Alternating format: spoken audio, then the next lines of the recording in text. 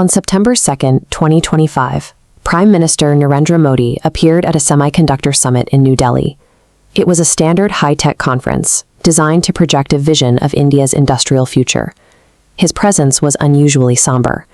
After the opening applause subsided, he delivered a single startling sentence. "I returned from Japan and China last night.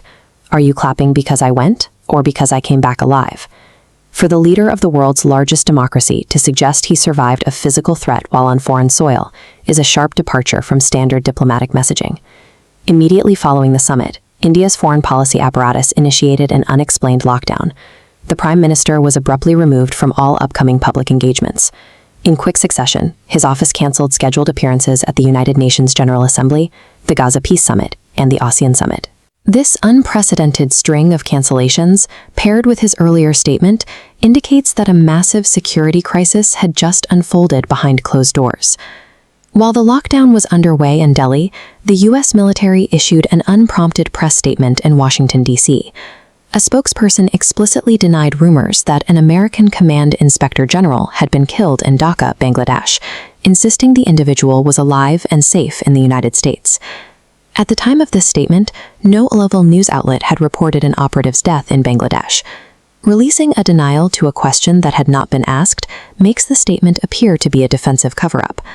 To understand why Washington was accounting for a ghost in Dhaka, we have to look back 24 hours to a security breach at the SCO summit. On September 1, 2025, Prime Minister Modi exited the SCO summit in Russia and walked towards his designated bulletproof transport. Before he reached his car, Russian SVR agents broke protocol. They physically blocked his path and diverted him away from his scheduled vehicle. In a departure from all diplomatic norms, Modi was ushered into Vladimir Putin's ultra-secure limousine to sit directly alongside the Russian president. For 45 minutes, the two leaders sat inside the sealed stationary vehicle, while the media watched from a distance. The media interpreted the scene as a sign of deep friendship, but the lockdown and protocol breach indicated an immediate, high-stakes extraction. Inside that limousine, an encrypted emergency line connected the two leaders to India's National Security Advisor, Ajit Doval. Doval's report detailed a CIA-orchestrated assassination plot targeting the summit. Russian and Indian intelligence agencies had intercepted the encrypted communications. Doval's report shifted the focus to the source of the threat, a command center inside a five-star hotel in Dhaka, Bangladesh, directing the hit squad.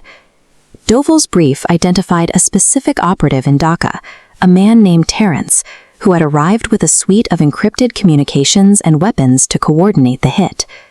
Operating from a neighboring country was intended to provide a layer of deniability, but the operative had underestimated the reach of India's intelligence network. Instead of a public confrontation of the summit, RA and the SVR initiated a joint plan to eliminate the command source in Dhaka. Operation Silent Takedown began just as the operative in the hotel room prepared to issue the final order to the hit squad in Russia. According to operational logs, they utilized a high-grade nerve agent slipped into Terence's whiskey, a compound designed to instantly paralyze the nervous system. Terence collapsed silently, unable to reach his devices, which permanently severed the link to the hit squad waiting at the summit. U.S. agents swarmed the hotel shortly after, blocking local police, bypassing an autopsy, and systematically erasing his digital footprint. The subsequent cleanup in Dhaka and the unprompted public denial from Washington followed a moment where American intelligence was beaten at its own covert game. The attempt on a strategic partner's leader raises a central question. What objective would justify the risk of such a catastrophic international incident? This strategy, referred to as the Ring of Fire, involves encircling India by destabilizing the governments of its immediate neighbors. The pattern is visible in the recent government coup in Bangladesh and the increasing political instability in Nepal. The economic and political collapse in Sri Lanka completes this southern anchor of regional destabilization.